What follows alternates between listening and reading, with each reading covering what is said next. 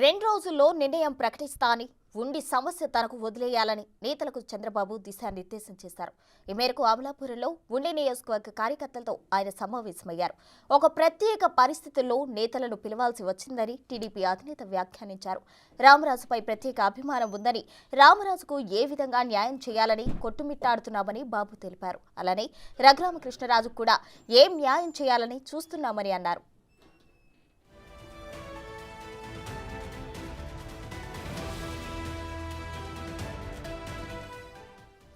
జగన్ చేతిలో RRR ఇబ్బంది పడ్డారని మనమే రక్షించామని చంద్రబాబు చెప్పారు.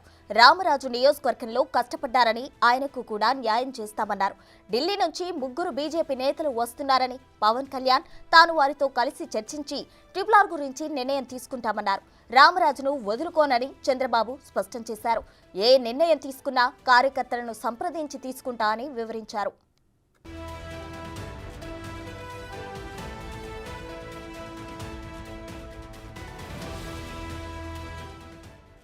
అయితే రామరాజును తప్ప వేరే వ్యక్తిని ఒప్పుకోమని, పార్టీ పదవులకు సైతం రాజీనామా చేస్తామని ఉండి పార్టీ నాయకులు అల్టిమేటం ఇచ్చారు. అందుకు తాను రాజీనామాలు ఎనౌన్స్ చేయడానికి ఇక్కడికి రాలేదని, నిర్ణయాన్ని తనకు వదిలేయాలని బాబు నేతలకు సూచించారు.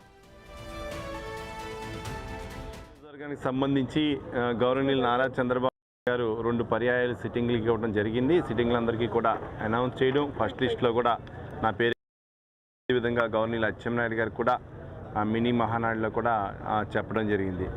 ఈరోజు కొన్ని మీడియా సంస్థలు వచ్చినటువంటి వార్తల్ని విని మా యొక్క కార్యకర్తలు వేలాది మంది వారందరూ ఇట్లాంటి పరిస్థితి ఎట్లా కుదరదు, మా యొక్క తెలుగుదేశం పార్టీకి ఎట్టి పరిస్థితిలో ఉండి శాసనసభ్యుడిగా ఆ పార్టీకి అవకాశం ఇచ్చినటువంటి రాంబాబుని కొనసాగించాలని చెప్పి నన్ను కోరుకుంటున్నారు అందరూ కూడా. అయినప్పటికీ అధినాయకుడి దగ్గరికి అందరూ కూడా ఈరోజు కార్యకర్తలు రావడం జరిగింది.